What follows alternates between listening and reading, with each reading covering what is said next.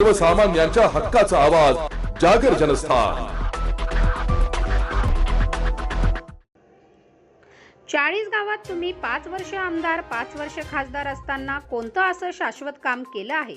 स्वतःला उच्च शिक्षित म्हणून स्वतःचाच उदो करत फिरतात, मग उच्च शिक्षितपणाला शोभेल असा कोणता विकास केला आपण हे सांगावं अगोदर जनतेला, मग आमदार मंगेश चव्हाण यांच्यावर टीका करावी अशा शब्दात भाजपासह मुख्य प्रवक्ते अजित चव्हाण यांनी विरोधकांची खरडपट्टी काढली आहे। ते 40 गाव येथे आयोजित पत्रकार परिषदेत बोलत होते। गणित नगरी, कन्नड घाटाचे बोगदे, बलून बंधारे, नदी सुशोभीकरण आणि असे बरेच आश्वासनांचे दिखावे मतदारांना दाखवण्यात आले होते माजी लोकप्रतिनिधींकडून, परंतु प्रत्यक्षात 10 वर्ष पदावर असून देखील कोणताही विकास करू शकले नाही। पण कत्तलखाना आणण्याचे काम मात्र त्यांनी खूप तातडीने केले होते। पण स्वतःच्या नावाने सांगण्यासारखे ठोस असे कोणतेच काम माजी खासदार करू शकले नाही, म्हणून लोकसभा निवडणुकीत ते स्वतः न लढता दुसऱ्यांना पुढे करून सहानुभूती मिळवण्यासाठी प्रयत्न केला होता, पण जनतेने त्यांना सवेशल नाकारले आहे। आणि इतका अपमान होऊन देखील 2 हाना पण मला बाजीराव म्हणा या गुरमीत ते वावरत असतात असं देखील अजित चव्हाण यांनी उन्मेष पाटील यांना सुनावले। महायुतीचे उमेदवार आमदार मंगेश चव्हाण हे वारकरी पुत्र असून त्यांनी कधी नव्हे इतका निधी 40 तालुक्यासाठी आणला आहे। मंगेश चव्हाण हे विकासाच्या मुद्द्यावर निवडणूक लढवत असून आजपर्यंत एकही आरोप त्यांच्यावर झालेला नाही।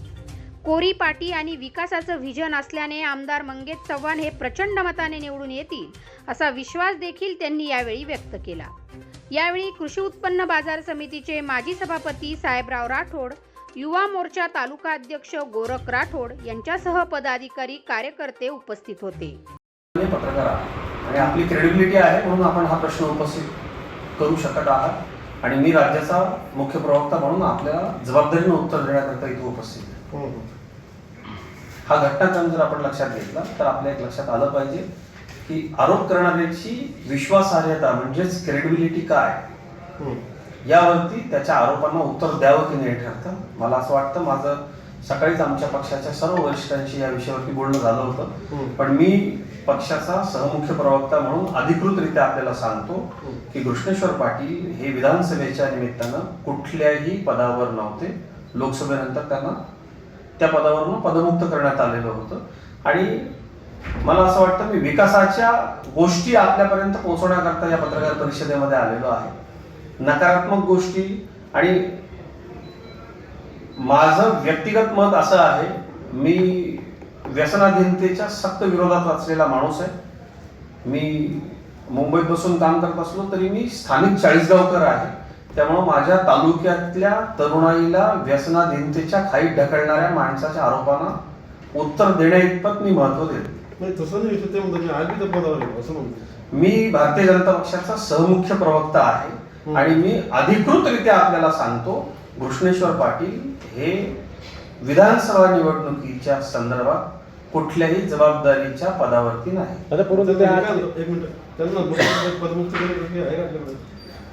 त्यांना पद विधानसभेच्या निमित्तानं देण्यातच आलेलं नव्हतं, त्यामुळे पदमुक्त करायचा प्रश्नच नाही। आता परंतु ते आज नाहीच आहे ते पदावरती। मला ते वारंवार काय म्हणताय की मी भाजपचाच आहे, भाजप सोडणार नाही असं आहे। आपण एक लक्षात घ्या की भारतीय जनता पक्ष हा जगातला सगळ्यात मोठा पक्ष आहे। भारतीय जनता पक्षाची विचारधारा आवडणारे लोक मिस्ड कॉल घेऊन आमचे सदस्य होतात। दादा, काल पत्रकार परिषदेत जे आरोप करण्यात आले त्यावर वरिष्ठांकडे तक्रारी करण्यात आलेल्या होत्या तोंडी, असं त्यांनी सांगितलंय। काय आपण आम्ही तुमच्यावर आरोप करू शकतो? मला असं वाटतं ज्या अनेक अतिशय अनेक तक्रारी आपल्याकडे केलेल्या। आपण एक गोष्ट लक्षात घेतली पाहिजे की या पत्रकार परिषदेचं टायमिंग काय, ही पत्रकार परिषद कधी घेतली गेली आणि ती कुणाच्या पेजेसवरून अपलोड करण्यात आली। मला असं वाटतं पक्षाच्या विरोधात काम करून मी पक्षनिष्ठ आहे असं सांगणाऱ्या माणसाच्या विश्वासार्हतेबद्दल न बोललेलं बरं। अतिशय जबाबदार पदाधिकारी आहे, याच्या संदर्भात माझं वरिष्ठांशी बोलणं झालेलं आहे। ज्या पद्धतीनं त्यांनी आरोप केले, पत्रकार परिषद घेतली, त्याचा टायमिंग आपण बघितलं निवडणुकीच्या तोंडावरती, ती कुणाच्या पेजेसवरून व्हायरल झाली, ते कोणी कोणी फॉरवर्ड केली, हे जर आपण बघितलं तर ते अगदी स्पष्ट होतंय. मला असं वाटतं निवडणुकांच्या तोंडावरती व्यक्तिगत स्वार्थासाठी एखाद्याच्या हातचं बावलं बनवून आरोप करणाऱ्या माणसाला नैतिक दृष्ट्या मी पक्षाचा एकनिष्ठ आहे असं म्हणता येईल. भाजपचं काय संबंध आहे म्हणजे दादा? मी निवडणुकीच्या वेळेला आधी निवडणूक महत्वाची असते आणि आपल्या घरी एखादं कार्य जेव्हा असतं त्या कार्यामध्ये आपल्या जर एखाद्या नातेवाईकांना तमाशा केला, भांडण केलं, तर आपण त्याच वेळेला तिथे कुठली तातडीची कार्यवाही करतो का?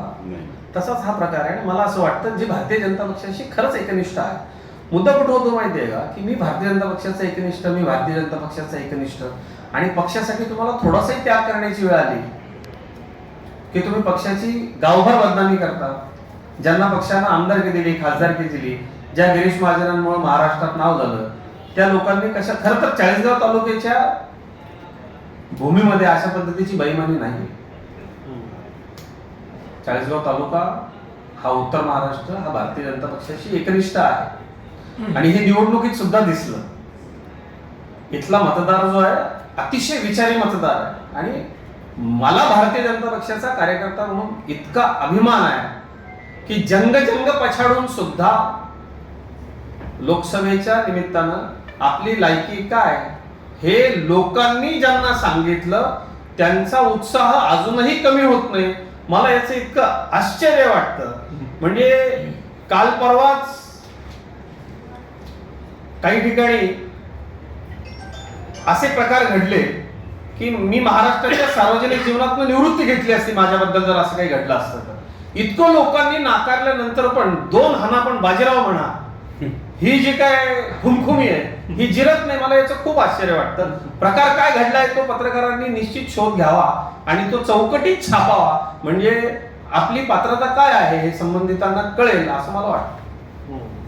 जर त्यांनी त्या ठिकाणी आमदार, मी आपल्याला पत्रकार परिषद सुरू करताना सांगितलं की मंगेश चव्हाण यांनी मतदारसंघामध्ये एखाद्या कामामध्ये मोठा भ्रष्टाचार केला, पैसे खाल्ले आणि ते पैसे व्यक्तिगत गोष्टीसाठी वापरले, अशा पद्धतीचा एक आरोप करणारा माणूस तरी 40गाव विधानसभा मतदारसंघात आणून माझ्यासमोर उभं करा. या महाराष्ट्राचा आराध्य दैवत असलेले छत्रपती शिवाजी महाराजांच्या रायगडावरती दर्शन घ्यावं ही प्रत्येकाची इच्छा असते.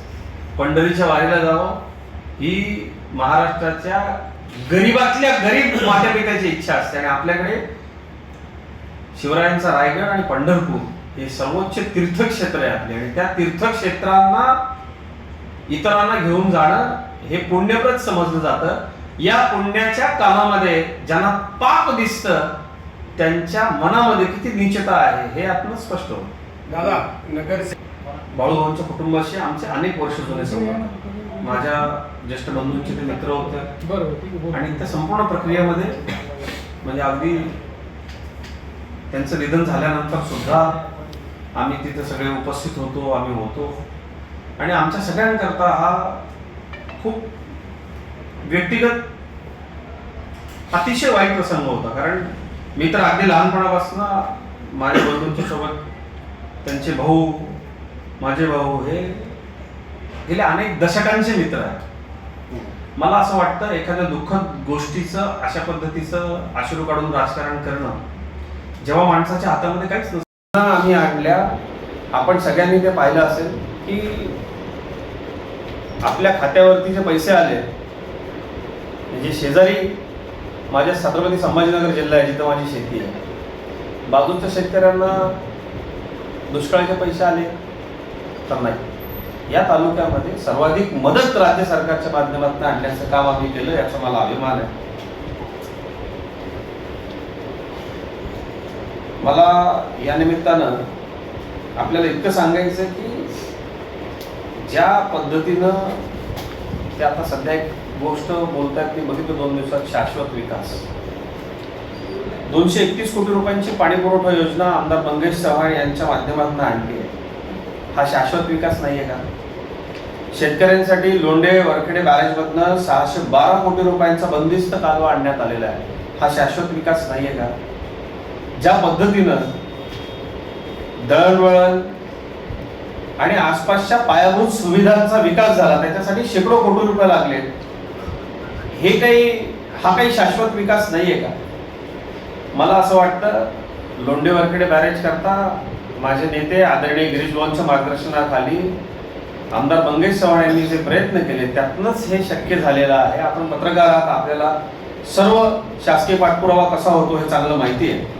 त्यामुळं कोट्यवधी रुपयांची ही कामं आणि ज्या पद्धतीनं चाळीसगाव तालुक्यामध्ये एक शासकीय इमारतींचं हब उभं राहिलं, सर्व शासकीय कार्यालय एका ठिकाणी आली, शहरातल्या रस्त्यांचं कॉन्क्रिटीकरण झालं, माझ्या जन्मच या शहरामध्ये झालाय,